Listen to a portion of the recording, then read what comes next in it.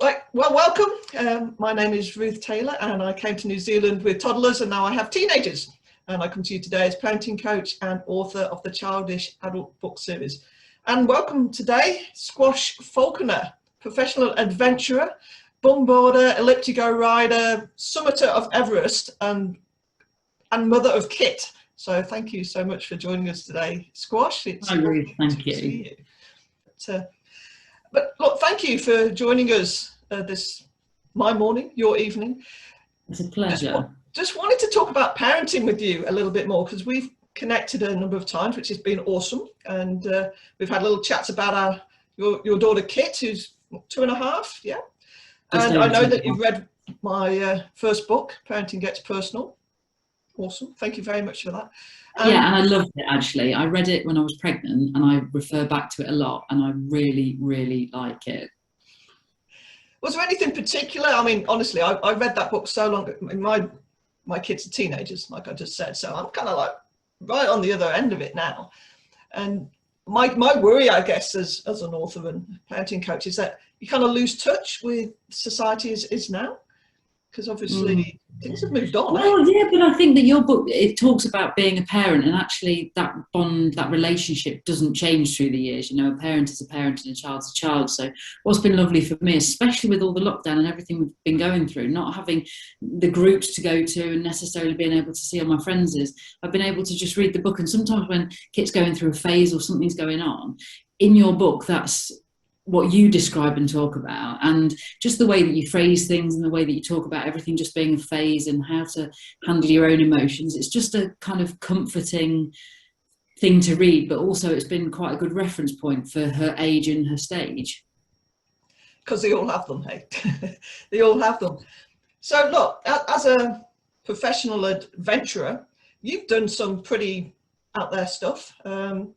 Probably caused your mother a bit of angst and your father a bit of stress, maybe, who knows. So when Kit was born, one of the first things that I did actually was apologise to my parents.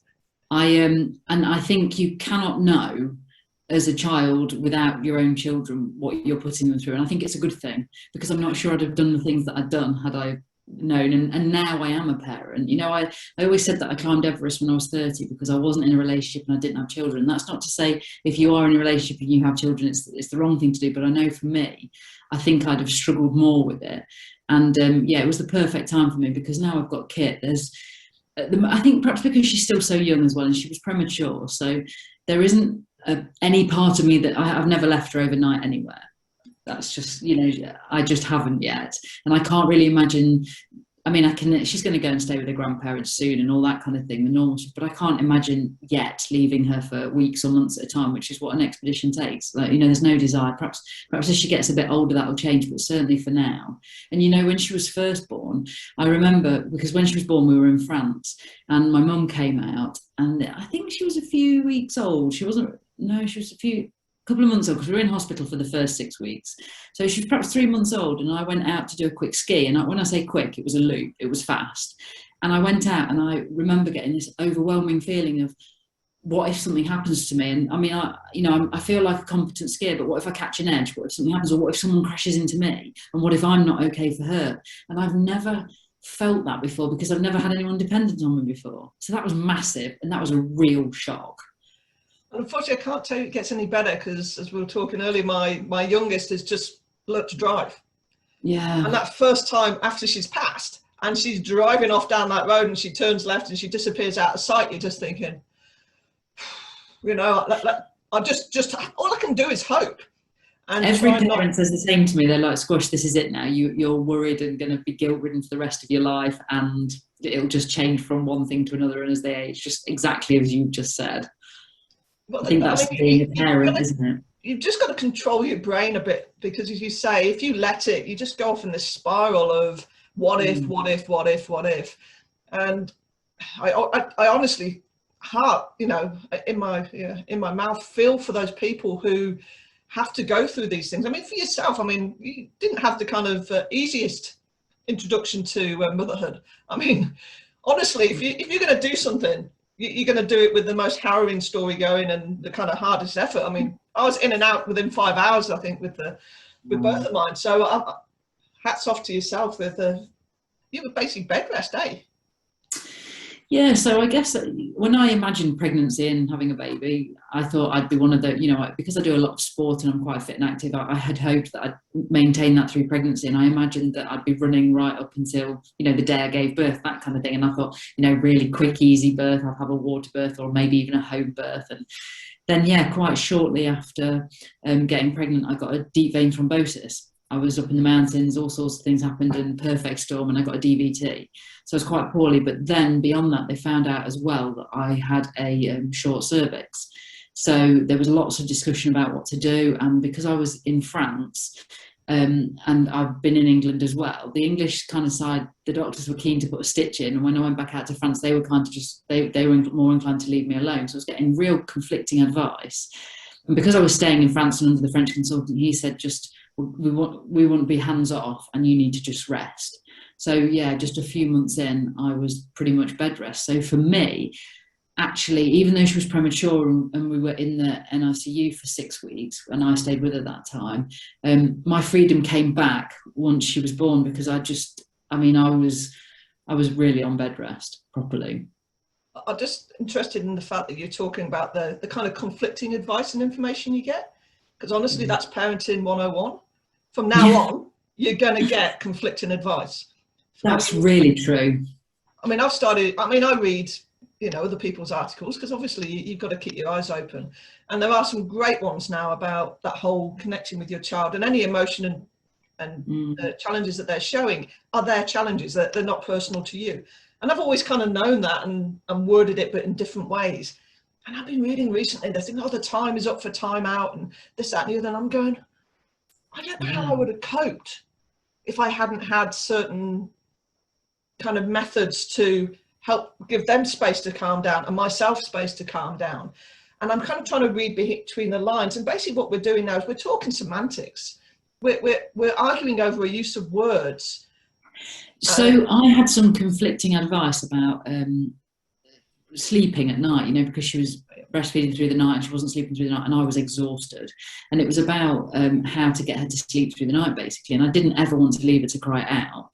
And there was also different methods, and it came down to different wording. It was like, well, yeah, you do leave them but you go back to them, and they are crying it out but not in the way you perhaps perceive it. So in the end, and it was difficult because I was getting, exactly as you said, conflicting advice. Well, this is it, because if you take it to one extreme, time out, you send your child, you completely blank them, ignore them and lock them in their room. That's slightly different from saying, look, you just stay in that corner for a minute in your own space, away from your sister and the dog and the cat and me. I can see you.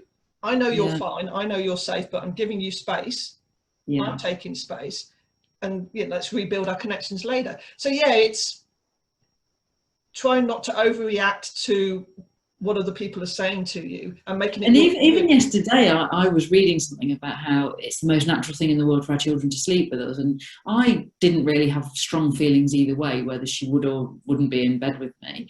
But it became quite clear that quite quickly that she was going to be in her own bed, because she wriggled around and we were both keeping each other awake. And I put her in her own bed. And then I read this article last night that was like, it's so much better to have them with you and it's the most natural thing in the world. And I found myself questioning everything I'd done. And I thought, hang on a minute, no, this is fine. Like, you did try that and it didn't work for either of you. And she's completely fine and happy in her own bed and she sleeps well and I sleep better. And so, look, kids are so resilient and are so forgiving. I mean, you'll be beating yourself up about something you said to her 2 days ago, or a look that you gave her, or the fact that she didn't get the jam on toast cut into triangles instead of squares, or whatever it might be to set her off. And these things are pretty important to a kid, sometimes they'll be like this. And I just remember once where we had managed to farm the kids off on the grandparents for a night. I think it was just a one night. And we walked in, we met them at a restaurant, and my daughter just launched herself down the aisle of the restaurant and just flung herself at me. And I'm thinking, oh my God, it's been one night of being away. And I was like, emotional. Because, the day before I hadn't let her take the dress that she wanted to wear to grandma's, or, I'd said no a few times, or I'd raised my voice. She didn't care. She really didn't care. And I think that whole thing about being good to yourselves and let yourselves go is something that we need to be more mindful of. is be nice to ourselves. I mean, I'm trying to work with people like yourself. You're a professional adventurer. You see yourself as a professional. And I've got to ask a question, do you see yourself as a professional parent? Yeah. I mean, yeah, I know what you're saying. I mean, I had a lot of, in everything I did, obviously, I mean, like look, most people, you have control of your life, it's just you. And then suddenly this small person comes along and actually, you know, I can't control her in that sense, you know, and I'm not so in control. And that's definitely a shift and an adjustment. And it's more of perhaps a worry about how to do it right. Yep. Do you know what I mean? I mean, I got in touch with you a couple of months ago, didn't I? There was a couple of things going on with Kit, and I just needed somebody to talk to, because I guess I needed the reassurance, but also sometimes when you're in it, you can't see the solution and you can't see how to maybe just take a step back and that it's just absolutely fine. And actually speaking to you was brilliant, because it unlocked all kinds of things and it was just so simple. Thank you for saying. I mean, that's what I'm trying to be here for. So look, I want to ask you 3 questions around parenting, because as I pointed out earlier, Kit's right near the start of the journey. I'd like to say near the end of the journey, and I think you've got all the older parents out there who are just laughing their heads at me right now, going, you know, because you've got a mother who's kind of going, no, it's not over. I'm 40, and my mum said to me last week, it's the same. I still feel it now. Yeah, exactly. And I believe it's got to be true. Certainly, when you do things to your parents like I did, which is move to the other side of the world, and you know, you kind of look back going, but yeah, you've got to make choices for yourself and your family, and you can't do the whole kind of regret and ruin, because it just ruins the whole experience. You do things because you do things. So what surprised you most about parenthood, would you say?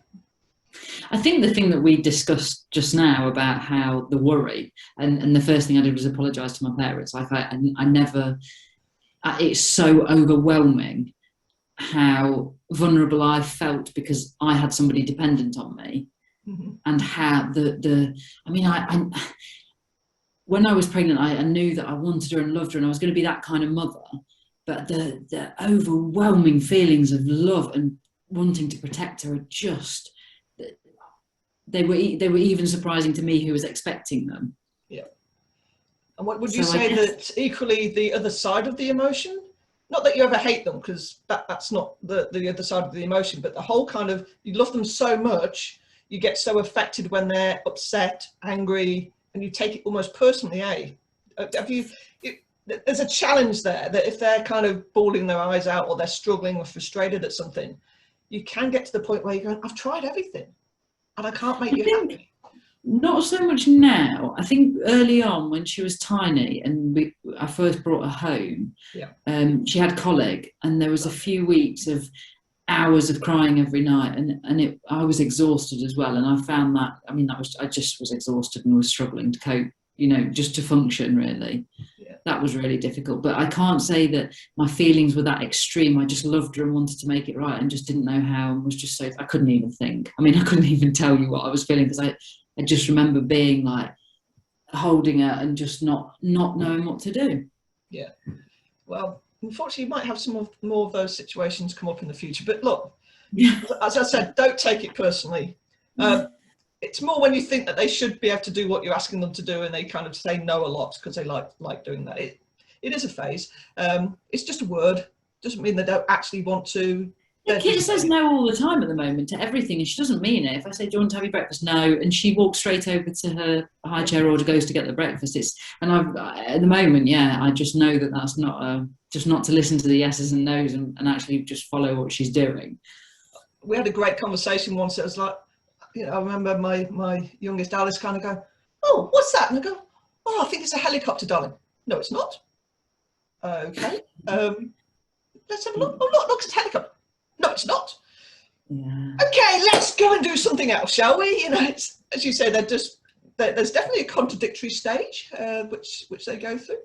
Can't remember exactly the age of that in my head, but I do remember having those classic. I think first time I saw it was on Snoopy and Peanuts or something, where you could pay the girl to have a contradictory argument. You know, pay me for an argument.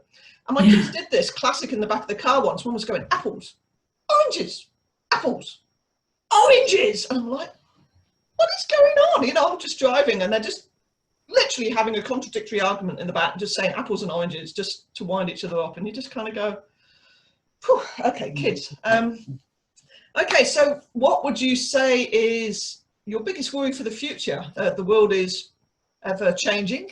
We've just had COVID and all those kind of things. But what do you think your biggest worry is for your future? I think it's a big one is social media. That's massive. I think while she's younger, and obviously she's home, she's totally dependent on me, there's a level of safety I can provide and everything else, so there's less worry. And I think it's as she gets older, it's not, you know, physically going out is obvious and going away from me is one thing, but the screen stuff really frightens me, you know, the online bullying and all that kind of, and I'm, you know, I'm so quickly behind with technology. I can't imagine, you know, she's going to be a whiz and I'm not going to know what's going on. That's the classic thing, isn't it, with parents and children? And I know some of my friends who have got teenage children and that kind of, they're going through it now, and it's a real tricky one to navigate. And also, you know, when do I expose her to that? When do I let her have more screen time, or when do I let her have a first mobile phone? And I'm kind of hoping that because she's only 2.5, by the time she's 9 or 10, it'll have evolved again, and will have gone through the stage that we're in now, which is where it's really tricky to control. I think, you know, we're going to learn a lot in the next 8-10 years. Yeah, so that's what I'm hoping for. That's a sensible worry, to be honest, because as you say, I kind of coined a phrase with social media and technology, and it's much easier to refuse than it is to remove. I like that. The whole thing, I mean, you'll have like, I want my ears pierced, or I want to wear makeup, or I want to go and stay with my friends overnight, or I want to do this. And there are going to be decisions that you need to make around what age am I going to allow that to happen. And there is something almost exciting about allowing your child to go, well, look, we've talked about this, you know, Mum's decided that you can have a phone when you're this age. Because when you have an answer, it prevents the arguments.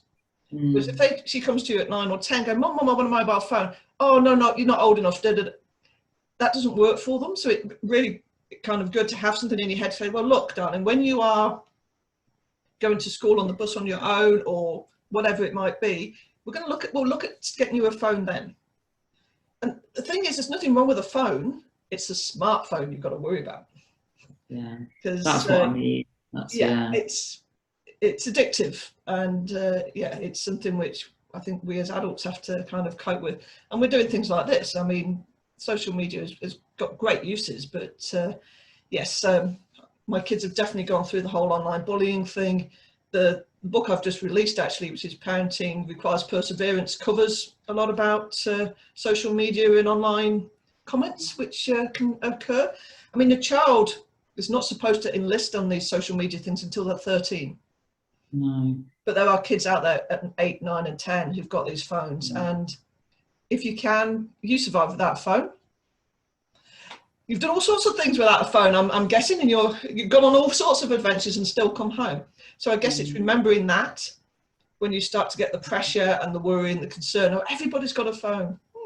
Have they? So think about some ages which you think might make sense, and you're much more likely to keep to that. Yeah.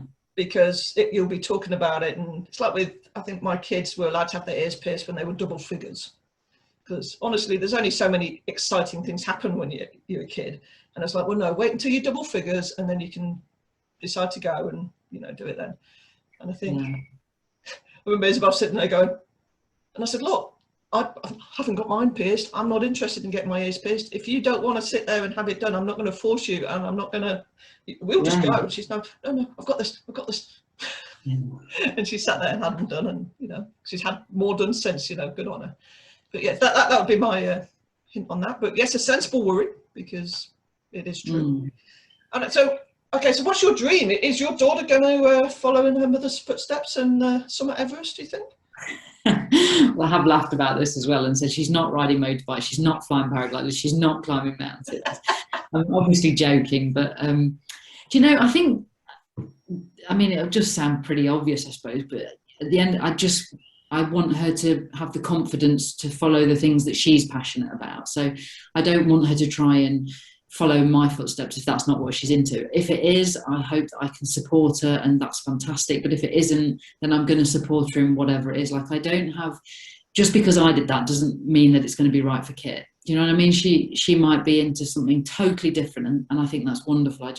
All I care about is that she's okay and she's doing what's right for her. And that, you know, in the same way that my parents gave me, there was an unconditional love. I was so lucky. And it's not until I got older that I realised that I had the most amazing family around me. And even though my parents are separated and there was all kinds of things that happened, I still had and knew that I was loved by my parents and my family. And that has clearly made such a difference in the choices that I made, the things that I've done. And it gave me a confidence that other people just didn't have, that I didn't know I had. It was just there. But I didn't know until later on, and I reflected and looked back, and other people didn't have it. It was just there. So that's what I'd like to give to her.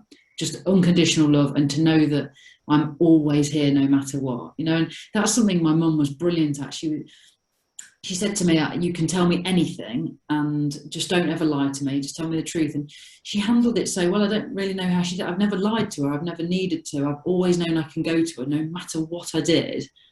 And I think that's fantastic. So I often say to her, how did you do that? Because that's what I want to do for Kit. Just that internal count of 10 works really well. Yeah, as you say, that disclosure, sometimes you kind of go, okay, let's just control my reactions, go, oh, okay. And let them talk. And yes, I think that's what I'm most proud about as far as my connection with my kids, is I believe, as much as anyone can, that they can pretty much tell me anything, and I am not one to overreact to it. And as you say, I think when people have stuff which they would like their kids to achieve or do, you set yourself up for disappointment. I mean, my youngest did a lot of rock climbing, and she was pretty good at it. And then we hit kind of that 13, 14, 15 age, and there weren't as many of her age group doing it, and she kind of lost interest. And we were just about kind of getting back into it with bribes just before COVID lockdown hit. And since then, she's not been back on the wall, and she's not interested anymore.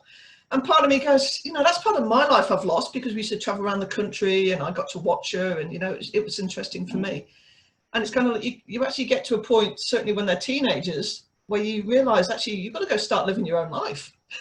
Yeah. It's like, I'm not living my life with my kids anymore, and it's unfair on them to make them feel that they need to be around for me. And it's like, God, I'm going to have to actually get out there and meet people again.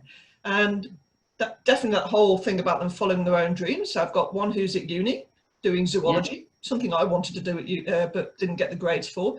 And I've got another one who honestly would like to leave now as far as school is concerned, but has the common sense to know that leaving school to go and do just waitressing full time is possibly not the best career move. So she's sensible enough to stick it out at school until such time as something else more meaningful comes along. But yeah, that's a whole new journey for me. For us, it was school, university, who knows what else after that.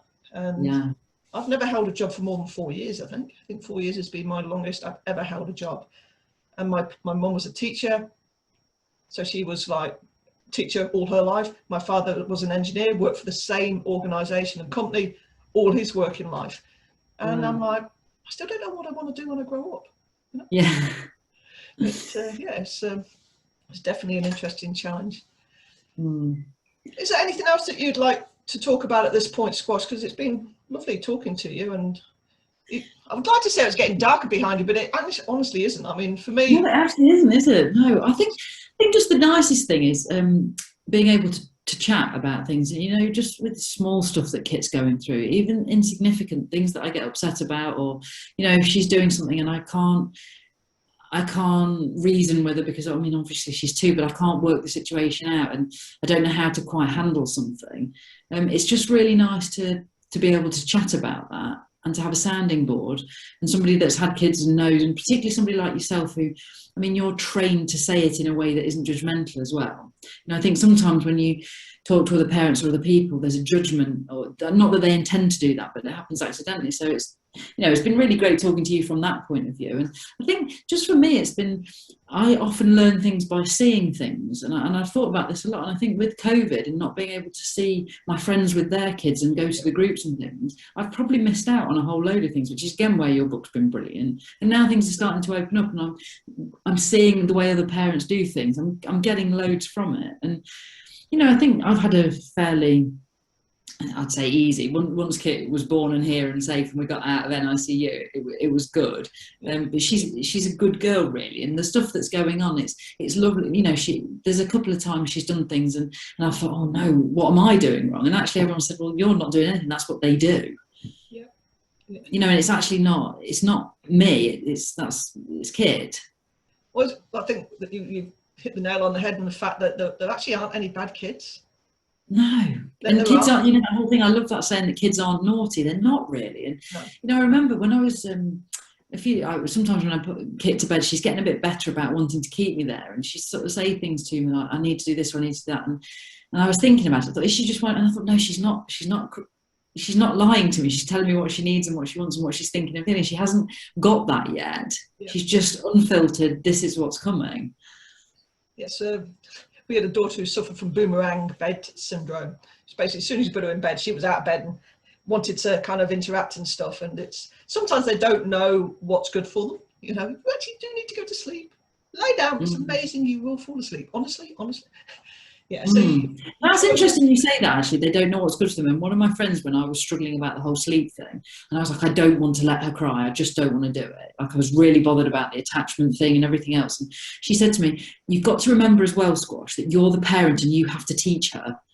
She doesn't know, you've got to show her. And she said it to me at just the right time. And often now, and I've had these conversations with you, I think to myself, I'm the adult here, and as much as I want Kit she's a free spirit, she's her own person, she can make her own decisions, I need her to know that I'm the parent and these are her boundaries, because I know she'll also feel safe in them. And sometimes it takes somebody else to remind you of that, to give you the confidence to just follow through and hold the boundary, especially when I'm tired.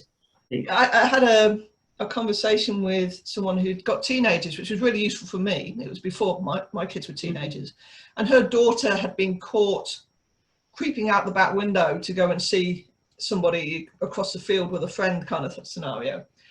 And her daughter's friend, nothing was said, nothing was whatever, but she got, she grounded her daughter and all this sort of stuff. And she said it was a few weeks later when her daughter came to her and she said, look, Mum, kind of thanks for grounding me, because at least it showed you care. Whereas the other parent just kind of like pushed it off, going, kids, it's what they do, but wasn't actually showing that kid that they cared enough about them to actually say, no, this is not right, you shouldn't be doing this. And she actually was saying, she was quite blown away, because she was thinking, oh my God, I've ground her, she's going to hate me.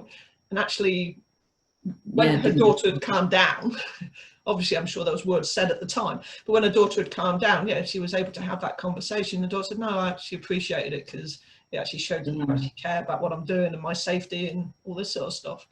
And like you say, the stories other people tell us can actually give us that extra little... Yeah, and also, chatting something through before it's happened, or, so we had a conversation and I wasn't tired and everything was fine.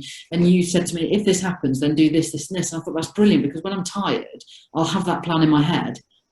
Yeah. And I know it sounds daft now, because obviously everything's fine at the moment, there isn't an issue, but when Kit's having a meltdown or something's happening and I'm exhausted, it's really hard to think, what am I doing? What am I saying?